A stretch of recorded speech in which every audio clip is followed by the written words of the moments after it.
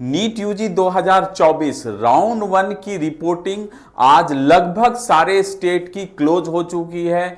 उनमें से एक फेवरेबल स्टेट है नॉर्थ का, वो है उत्तर प्रदेश। उत्तर प्रदेश के भी आज रिपोर्टिंग समाप्त हो गई है। आप लोग बहुत इच्छुक होंगे कि उत्तर प्रदेश में रिपोर्टिंग कितनी हुई, क्या परसेंटेज रहा और उत्तर प्रदेश में कितनी वैकेंट सीट रही, अगले राउंड में क्या ऑप्शन है जो है अपग्रेडेशन का, अगले राउंड में नए जो रजिस्ट्रेशन होंगे उनका क्या ऑप्शन है, क्या कट ऑफ रह सकती है नए रजिस्ट्रेशन के लिए अगले राउंड में। तो ये सारी चीजें मैं इस वीडियो के माध्यम से बताऊंगा। उसके पहले जिन्होंने अभी तक काउंसलिंग का कोई प्लान नहीं किया है, जो वेट कर रहे हैं और जिनको कोई भी सीटें नहीं मिली है, प्लीज जल्दी से प्लान करिए। क्योंकि होता क्या है कि आप जब स्टार्टिंग में होते हैं तो कोशिश करते हैं कि एक ऑप्शन पे लेके चलें, बट सिनारियो आपको पूरा कंप्लीट पता नहीं रहता है, उस कारण से ऑप्शन जो है मिस हो जाते हैं। उसके बाद जब ऑप्शन आप वेरिएबल ढूंढते हैं तब तक जो है चीजें लगभग क्लोज हो जाती हैं। इस कारण से आपका साल भी बर्बाद होने का डर रहता है। क्योंकि हमारे पास बहुत सारे कॉल्स आए राउंड 1 के बाद, बहुत सारे ऐसे पेरेंट्स थे जो राउंड 1 में लिमिटेड कि उत्तर प्रदेश ही मुझे जाना है, स्कोर लोअर साइड पे था तो उनको कॉलेज नहीं मिले, अब वो पैनिक कर रहे हैं।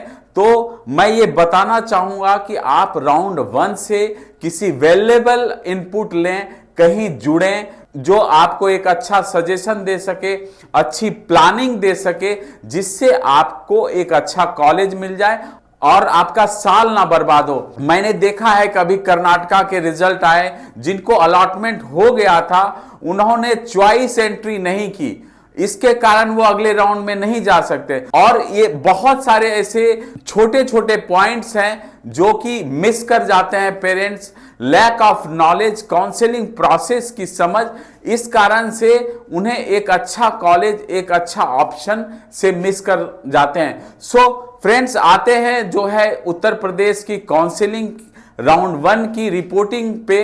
तो आज मैं सारी डिटेल बताऊंगा कि राउंड 1 में कितनी रिपोर्टिंग हुई, कितनी वैकेंट सीट है, क्या ऑप्शन है अपग्रेडेशन का, क्या पॉसिबिलिटी है अपग्रेडेशन का, सेकेंड राउंड में जो रजिस्ट्रेशन होगा उनको क्या ऑप्शन मिल सकता है, कट ऑफ किस तरह जाएगा, हायर साइड या लोअर साइड भी जा सकते हैं, वो सारी चर्चा आपके साथ करेंगे। नमस्कार, मैं Rohan Singh get my university के इस चैनल पे आप लोगों का स्वागत करता हूं। तो फ्रेंड्स, उत्तर प्रदेश में जहां आपको पता है कि कट ऑफ हायर साइड पे गई है, इनफैक्ट लगभग सारे राज्यों में राउंड 1 में हायर साइड पे गई है, चाहे वो एमसीसी हो और कोई भी राज्य हो। अब उत्तर प्रदेश की बात करें, उत्तर प्रदेश में टोटल माइनॉरिटी नॉन माइनॉरिटी मिला के 5950 सीट्स हैं। और अभी जो सिचुएशन है उत्तर प्रदेश में आपको, तो ये राउंड 1 के रिपोर्टिंग के बाद वेकेंट सीट है जो मैं आपको दिखाने जा रहा हूं।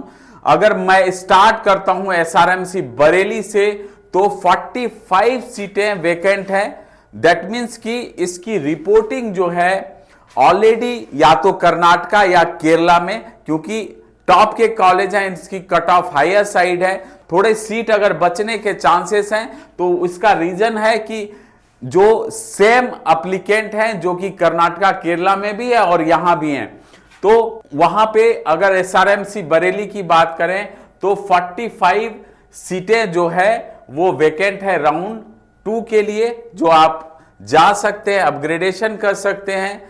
और अगर शारदा की बात करें, school of medical science and research Sharda university की, तो 27 सीटें खाली हैं, क्योंकि शारदा की लोकेशन जो है ग्रेटर नोएडा में है, दिल्ली के नियर है, तो इस कारण से ये कॉलेज डिमांड में रहता है और कॉलेज भी अच्छा है। अगर मैं हिंद बाराबंकी की बात करूं तो 11 सीट वैकेंट है, और इसके साथ अगर मुजफ्फरनगर की बात करूं तो 22 सीट वैकेंट है। हिंद सीतापुर की 11 सीट, क्योंकि यहां फीस स्ट्रक्चर लोअर साइड पे है, वो भी एक रीजन है। केडी मथुरा की बात करूं तो 14 सीट वैकेंट है। इसके साथ Saraswati institute of medical science Hapur की बात करूं तो यहां पे 23 सीट्स वैकेंट हैं। अगर मैं सरस्वती उन्नाव की बात करूं तो 53 सीट्स वैकेंट है। ये एक रीजन ये भी हो सकता है कि कॉलेज का स्टैंडर्ड बहुत अच्छा नहीं है, तो अगर जिनको अलॉटमेंट मिली होगी, अगर कैंपस गए होंगे तो अगर उन्हें कैंपस पसंद नहीं आया होगा, क्योंकि उत्तर प्रदेश में राउंड 1 में फ्री एग्जिट है 2024 में, तो उसका बेनिफिट बहुत सारे स्टूडेंट को मिला है। पहले क्या होता था कि आपको कॉलेज अलॉट होता था, आपको कॉलेज नहीं भी पसंद आता था, क्योंकि 2 लाख रुपया सिक्योरिटी मनी फॉरफिटेड होने के डर से लोग कॉलेज भी ले लेते थे, और एक ये भी रहता था कि पता नहीं मिलेगा नहीं। तो बट एक ओपन हैंड है कि आपको फर्स्ट राउंड फ्री एग्जिट किया है। तो सरस्वती उन्नाव में 53 सीट्स है। इसके साथ रोहेलखंड में 39 सीट्स अवेलेबल है राउंड 2 के लिए। नोएडा इंटरनेशनल में आपको 22 सीट्स है, ये भी ग्रेटर नोएडा में है, तो इसको लोकेशन की बेनिफिट है। इसके बाद रामा कानपुर में 19 सीट्स वैकेंट है। यूनाइटेड इलाहाबाद में 11 सीट्स वैकेंट है। सुभारती मेडिकल कॉलेज, क्योंकि सुभारती में इस बार जो है माइनॉरिटी की सीट भी आई है, बुद्ध माइनॉरिटी की, जो बहुत सालों से चर्चा में थे, तो उसमें अगर मैं बताऊं तो नॉन माइनॉरिटी में 100 में से आपको 100 में से 22 सीट्स वैकेंट हैं, और माइनॉरिटी में आपको 31 में से 2 सीट्स वैकेंट है। इसके बाद हेरिटेज की बात करूं तो हेरिटेज में 31 सीट्स वैकेंट है। जीएस मेडिकल कॉलेज हापुड़ में 20 सीट्स वैकेंट है। जीएस में इस बार 100 सीट्स बढ़ी हैं, 150 से 250 हो गई हैं। इसके बाद आते हैं रामा हापुड़ की, तो 33 सीट्स वैकेंट है। टीएस मिश्रा में 29 सीट्स वैकेंट है। मायो मेडिकल कॉलेज में 32 सीट्स वैकेंट है। अब आते हैं एरा मेडिकल कॉलेज, जो एक मुस्लिम माइनॉरिटी कॉलेज है। अगर यहां की बात करूं तो जो है नॉन माइनॉरिटी में 75 और माइनॉरिटी में 75 सीटें हैं। नॉन माइनॉरिटी में 33 सीट्स वैकेंट हैं, और माइनॉरिटी की बात करूं तो 11 सीट वैकेंट है यहां पे राउंड 2 के लिए। अब आगे बढ़ते हैं नेशनल कैपिटल रीजन मेरठ में, तो यहां 18 सीट वैकेंट है।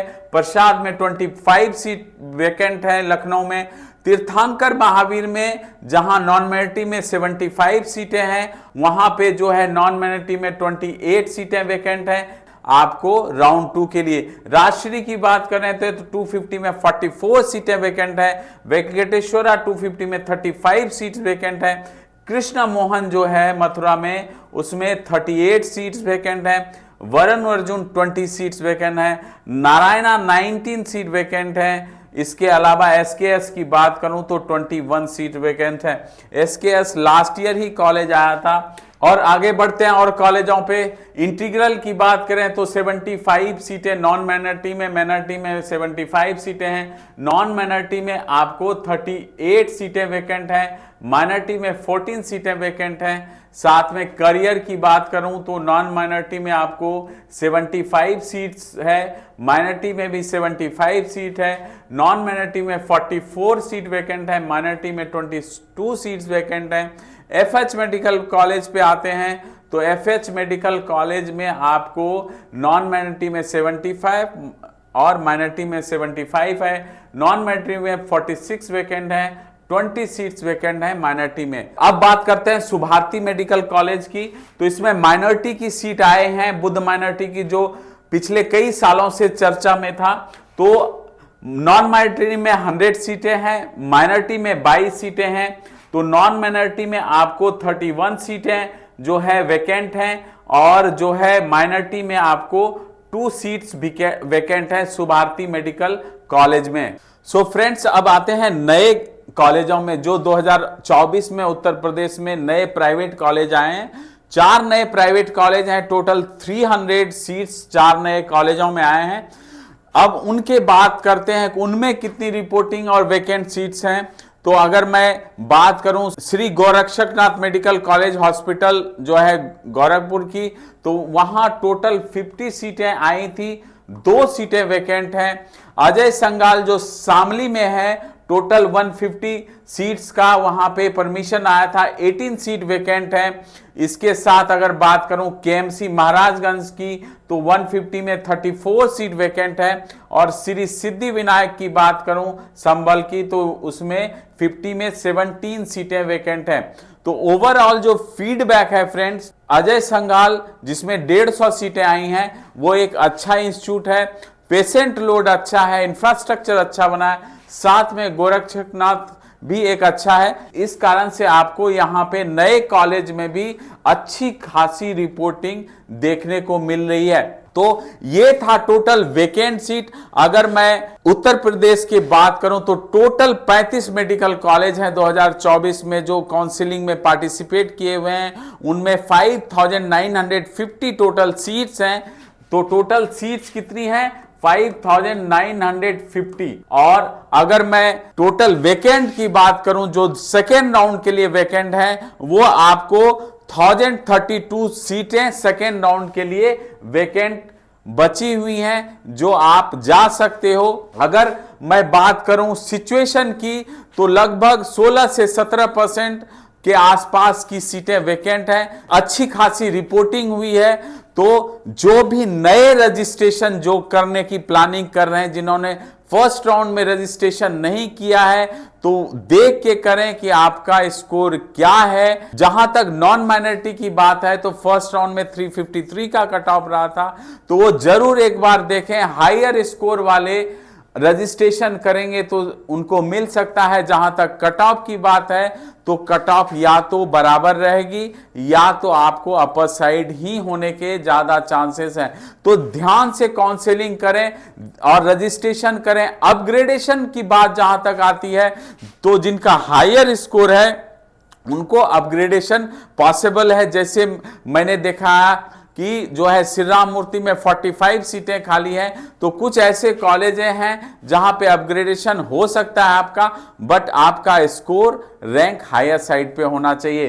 तो फ्रेंड्स, ये था उत्तर प्रदेश में।